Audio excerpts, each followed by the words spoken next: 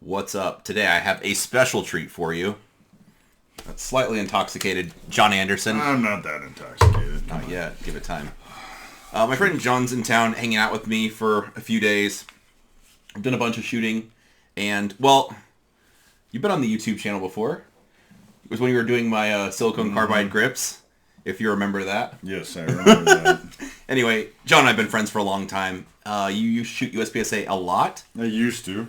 Now, not so much, but you're still into shooting. John's quite talented. No, it's hard work, not talent.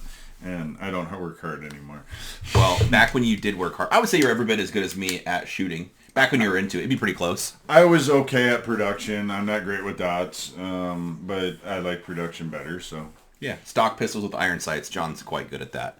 So, John is one of the people that is my go-to when I have something I can't figure out. Or if Ben breaks something and I'm not sure how to fix it, you get hounded about it. Or I gotta carry something heavy. Or if I need something heavy carried. Like a safe today.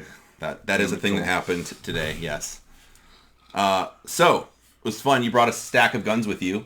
And one of the guns I meant to ask you to bring, but I thought, like, hopefully, you normally don't go far without it. You brought a Glock 45 with you. So, there you go. There you go. Ooh, so, a common question I've got is comparing the Glock 45 to a Glock 47. The people want to know what are different about them. So, first off, what's different or what's the same? They're both full-size grips. They're the exact same frame. Okay.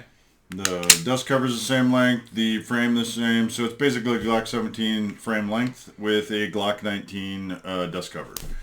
And the reason they did that is because of ease of manufacturing. The 47 and the 45 and the 19 all have the same frame now. So the only difference really between these two is what, like a half inch of barrel? Pretty much. Would slide. Other than that, the frame, every other dimension is identical. Pretty much identical. All right. So what is in your gun? You have an Apex minus connector just because I didn't have a factory minus connector laying around and it was cheaper to get an Apex at the time. Okay. Other than that, the factory trigger shoe? Factory trigger, and I have the slightly extended factory magazine release. It doesn't extend very far, but it's a hell of a lot easier for me. I think the only place I was able to find these cheaply was eBay, sorry. Okay. Demonetized. So, yeah, otherwise, we just shot these. Oh, and you used the backstrap. You got the Glock, what, medium backstrap? Yeah. Okay. Oh, and a CHPWS nylon butt plug and a Hollow Sun 508T, I want to say it is. And then, I don't know what plate it is. I'm going to guess it was an old model CHPWS before they started using the aluminum bosses and breaking all the time. Oh, did I say that? My bad. They break quite often. And then you've got these Ameriglow. Mm-hmm. Suppressor. I think I bought them off Amazon. So suppressor height sights. You could just see them kind of in the bottom of the window. Yeah, like not even lower third. Yeah. All right. So the real question is, you had not shot a Glock. Had you shot a Glock 47 before? No. Okay. So what happened was both guns were made hot. Then I'd shoot one, you'd shoot one. We'd pass them back and forth, or we'd each have a full magazine and shoot the gun. What do you think between the two? They're the exact same fucking gun. The only difference, honestly, is you're going to get a little bit more muzzle velocity of the 47 with the longer barrel. But they shoot identical. I believe they're the identical recoil spring. Yeah. So, like, I'm not talented enough to notice the micro amount of grams in difference. Other than the fact that he has a real fancy trigger in his, and mine's just the factory trigger, basically. Because what the hell's that one? Tactical trigger. Yeah, it's all right. This is the one Brantley and Lucas like. I like it. It's okay. I like the one you have in your 17 better, but that's a factory trigger bar with some goofy shoe on it. But for whatever reason, the parts together just are creamy. The planets aligned for this one. This one's the Overwatch. Oh. And I don't even care about the trigger shoe. You could have a factory trigger shoe on that one, and it still. You just like the way it breaks. It's like the perfect rolling Glock trigger for me because I don't like them super crisp. I used to, but not anymore because I just slap shit out of them, so it doesn't matter. The one thing I have noticed, to quickly talk about that, if I'm shooting fast pairs, this one's more mushy on the reset, and I like that the tactical trigger like snaps. Yeah, it back. snaps forward, and I can understand that. One of the things that what was the trigger combo years ago that was the hot shit for that, where it made it really double action but fast reset. It was a minus connector with the New York 1 olive drab spring, and it made it, I don't know, one of the guys I know freaking can actually rock it really fast, but he's one of those ride the shit out of it reset things, and he's the only one I know that can actually make that gun run fast. Yeah, and for me, I always have my finger come well off the gun when it resets, or I try to anyway. Me too. Well off the trigger. Yeah, so I mean, like what you said, maybe a half-inch more barrel, in theory, would be more velocity. Yeah, and I'm not... we could have chronoed it, but we didn't. But it's so marginal.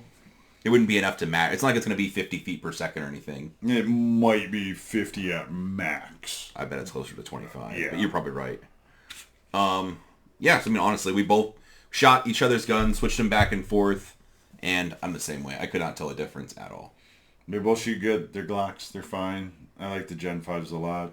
I agree. I think the Gen 5... Normally, I wouldn't tell people to sell guns, but I think selling Gen 4s to get Gen 5s, like, if you needed to... Even Gen 3s, because my problem with the Gen 3s is they didn't have a beaver tail, so they just... The slide bite would just destroy my hands, and I hated shooting them. I've said this before to you. If they came out with the Gen 5 when I was shooting USPSA, because you couldn't modify them... Yeah. I would never go to the CZ Shadow 2. These things are freaking outstanding, the Gen 5s. I love them. No finger grooves. They're just great. The fact that you can put a beaver tail on them so they don't bite the shit out of me. I have one Gen 2 I think it's a 2 left. Yeah. And I never shoot it just because every time I do, it's a bloody train track mess in my hands. Yeah. John shot USPSA. We both shot Production Division back when you had to actually have a stock pistol. I shot production when it was provisional. Yeah. I'm old as shit, It was 10 rounds. They actually stuck to the rules, and you couldn't just... Well, back then, I suppose, that was the beginning of people getting some part that wasn't really illegal, or wasn't really legal, but they'd get the email from Troy and then laminate it and put it in their range bag. Yeah, it was... They went so far off of the production idea and just started allowing everything that it just diluted the shit out of it. I mean, I'm guilty of it. I shot a Shadow 2 that weighed 6,000 pounds, with a light trigger and all that stuff because it made it easier. But honestly, this is all you're really freaking me.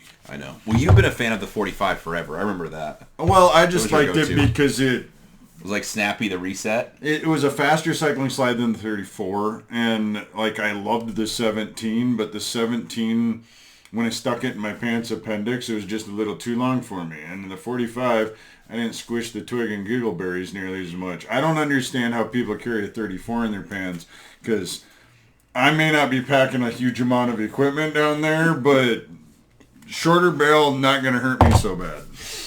Thank you for sharing. You're welcome. So let's talk about Glock 17 compared to 47 or 45 in terms of recoiling. They're still about the same. I mean, literally the only difference is the recoil spring and the dust cover.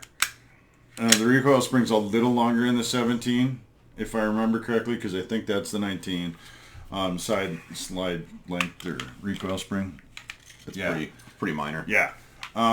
You're talking a half inch of spring, and with the right poundage and everything, you can't notice it. I love the 17. It was my favorite gun for the longest of times, and I'd still like them, but they're discontinuing them only for LE, I guess, is who they're available for, and it's just for ease of manufacturing. Makes sense. My understanding. I can't blame them. No. Thoughts about 34? Compared to the 45, 47? It's obsolete once optics came out. It was great when it was an iron-sighted gun because it gave you a little bit more freaking sight radius. But the distance between the front and the rear sight. Yes, but the barrel length's really not that necessary to make power factor, especially if you're shooting men. It just, at this point, there's a reason why they're discontinuing it, because nobody's going to be shooting them anymore. Everybody's going to be running 47s and 45s. Yeah, and like what you said for sight radius, if you're putting a red dot at anyway, if you were shooting iron sights, you could have the argument for a little bit longer barrel just because it's more distance between the front sight and rear sight. But when it's just a red dot anyway, it's kind of irrelevant. Well, and also when you were reloading, it made a little bit of difference because if you could run a little bit less powder and you could get power factor, but now that reloading is completely freaking obsolete due to the cost of it, and you might as well just buy factory 9mm.